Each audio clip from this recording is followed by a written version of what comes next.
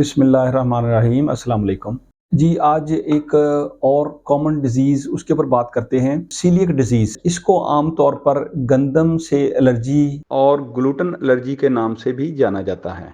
आपने सुना होगा कि बाज़ दफ़ा डॉक्टर्स कुछ बच्चों को जो है वो मना कर देते हैं कि इन्होंने गंदम नहीं खानी। तो इस बीमारी के बारे में भी आम तौर पे लोगों में ये बहुत, और ख़ास तौर पे जिनके बच्चों को नई-नई ये बीमारी डायग्नोज़ होती है और डॉक्टर्स उनके लिए ये पाबंदी लगाते हैं, फैमिली को एजुकेट करते हैं, तो लोगों के लिए इस बात को एक्सेप्ट करना बड़ा मुश्किल होता है। इर्द-गिर्द बहुत सारे लोग मशवरा देने वाले भी होते हैं, और चूँकि लोगों को अवेयरनेस नहीं होती तो वो फिर कहते हैं कि नहीं, आप ये खिलाते रहें गंदम, ये क्यों बंद करनी है, जिसके नतीजे में बच्चों की सेहत बहुत मुतासर होती है। आज मैं आपको बताऊँगा कि ये सीलिएक डिजीज़ जो है ये क्या है और इसके लिए क्या वाक़ई गंदम से परहेज़ करनी चाहिए। देखिए, ये जो गंदम है और गंदम की फैमिली की 1-2 और जो अजनास हैं, जिनके अंदर जौ भी शामिल है, इनके अंदर ग्लूटेन एक चीज़ पाई जाती है, प्रोटीन। आगे ग्लूटेन के ऊपर एक ख़ास पोर्शन है जिसको ग्लाइडन बोलते हैं। ह्यूमन बीइंग्स के अंदर बाज़ दफ़ा बाज़ लोगों को उनकी जो इंटेस्टाइन है, स्मॉल इंटेस्टाइन, छोटी आंत जो है, वो इसको कबूल नहीं करती और बॉडी के अंदर इसकी एलर्जी। असल में जो एलर्जी है वो क्या होती है? देखिए, एलर्जी की बहुत सारी किस्में हैं। एलर्जी जो है वो हमारी बॉडी जो है, इसका डिफेंस सिस्टम है, जिसे हम इम्यून सिस्टम कहते हैं। बेसिकली उसका रिस्पॉन्स होता है मुख्तलिफ चीज़ों को। वो मुख्तलिफ चीज़ें एज ए फॉरेन भी हो सकती हैं कि बाहर से हमारी बॉडी के अंदर आई हैं, हम उन्हें एंटीजन बोलते हैं।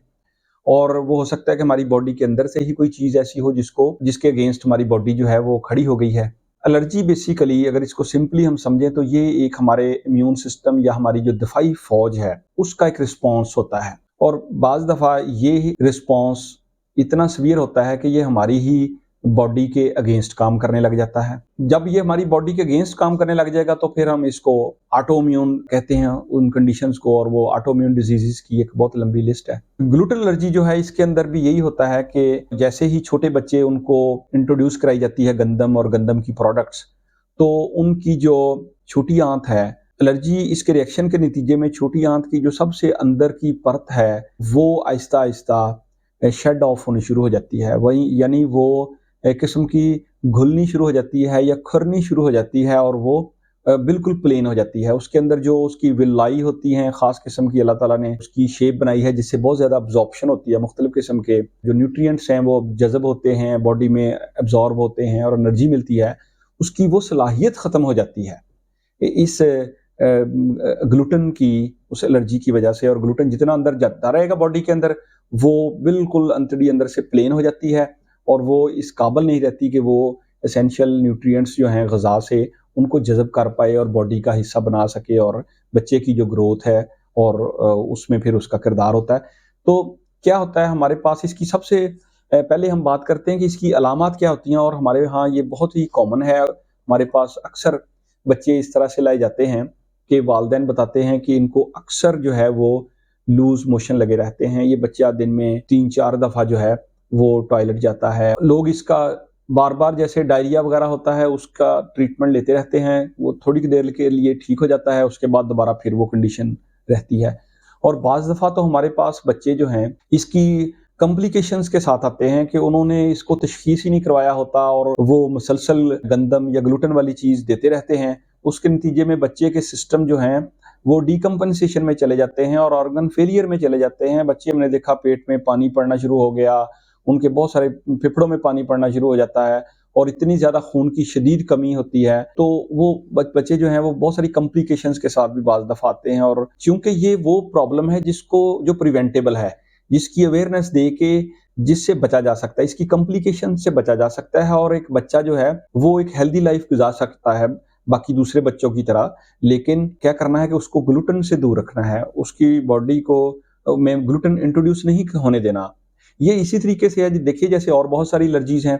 बाज़ लोगों को खाने में कई और किस्म की एलर्जीज़ होती हैं। हमारे यहाँ इर्द-गिर्द कई ऐसे एलर्जेंस हैं, या लोगों को ऐसी चीज़ों से एलर्जी होती है जिससे उनका निज़ाम तनफ़्फ़ुस जो है उसको प्रॉब्लम होता है, उनको उनसे छींकें आती हैं, या अगर वो चीज़ खा लें, जैसे बाज़ लोगों को बीफ खाने से जो है एलर्जी होती है, ख़ारिश होनी शुरू हो जाती है, कई किस्म के केमिकल्स हैं उनसे एलर्जी होती है। तो ये भी उसी तरीके की एक एलर्जी है।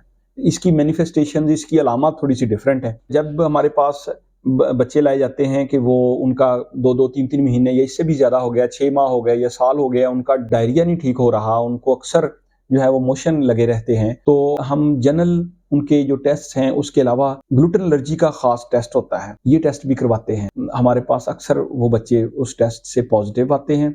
उसके बाद फिर इसका एक गोल्ड स्टैंडर्ड टेस्ट होता है, वो है बायोप्सी, ड्यूडेनल बायोप्सी करवाई जाती है, यानी छोटी आंत का जो मैदे के साथ ही छोटा पोर्शन है, वहाँ से टिश्यू का छोटा सा पोर्शन एंडोस्कोपी के ज़रिए लिया जाता है और उसका फिर जो है वो हिस्टोपैथोलॉजिकल एग्जामिनेशन किया जाता है लैब के अंदर और उसकी रिपोर्ट जो है वो फिर कन्फर्मेटरी होती है कि वाकई ये ग्लूटेन एलर्जी की वजह से ये डिजीज और ये सीलियक डिजीज है। जैसे ही हम ये फाइंडिंग्स सामने आती हैं और उसके बाद हम पेरेंट्स को एजुकेट करना शुरू करते हैं। शुरू में जैसे कि मैंने बताया कि लोगों के लिए इसको एक्सेप्ट करना, कबूल करना बहुत मुश्किल है। लोग समझते हैं कि चूंकि गंदम हमारी ग़िज़ा का एक बुनियादी जुज़्व है और हम डेली वो कंज्यूम करते हैं, तो उसके बगैर कोई कैसे ज़िंदगी गुजार सकता है। लेकिन ये समझना बहुत ज़रूरी है कि अगर आपके बच्चे को सीलियक डिजीज़ है और ग्लूटेन एलर्जी पाई गई है और वो तशख़ीस हो चुका है, तो फिर आप अपने डॉक्टर के मशवरे से उसको गंदम और गंदम की फ़ैमिली की जो बाकी चीज़ें हैं,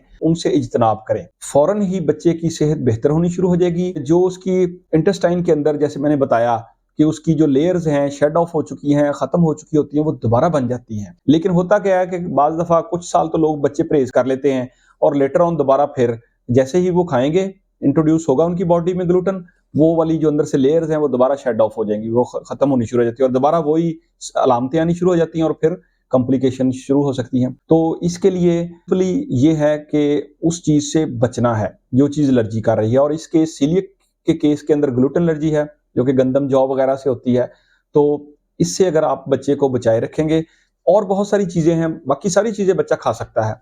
वो राइस ले सकता है, वो सारी सब्जियां खा सकता है, सारे फल खा सकता है, पोल्ट्री ले सकता है, वो सारे मीट खा सकता है, डेयरी प्रोडक्ट्स ले सकता है, बाकी सारी चीज़ें उसके लिए ओपन है, सिर्फ एक गंदम ही है ना। तो क्योंकि उसके साथ उसकी ये डिजीज़ है, तो अगर जो बच्चे सीलियक डिजीज़ के लिए डायग्नोज हों, तो उनके वालिदैन के लिए यही पैगाम है कि वो फ़ौरन अपने मुआलिज के मशवरे से उनकी गंदम जो है वो बंद कर दें हमेशा के लिए। वो उनके बच्चों की ग्रोथ, कद, एवरीथिंग वो ज़बरदस्त होगा और नॉर्मल हाइट और नॉर्मल जैसे ग्रोथ बाकी बच्चों की होती है, उस तरीके से उनकी होगी और उनको ज़िंदगी भर कोई मसला नहीं होगा। लेकिन इसके लिए आपको अपने मुआलिज के साथ राब्ते में रहना पड़ता है। रेगुलर शुरू के जो बच्चे के साल होते हैं ज़िंदगी के, उनके अंदर उस रेगुलर चेकअप करवाने पड़ते हैं, जिसके अंदर उसकी ग्रोथ की मॉनिटरिंग हो रही होती है और बाकी दीगर चीज़ों की। लिहाजा इस वीडियो के हवाले से मेरा पैगाम जो उन वालिदैन के लिए जिनके बच्चों को सीलियक डिजीज़ है, वो यही है कि वो डॉक्टर के मशवरे से गंदम से परहेज़ कराएँ बच्चों को, ताकि उनके बच्चे की ग्रोथ नॉर्मल हो सके। अपना बहुत सा ख्याल रखिएगा। शुक्रिया।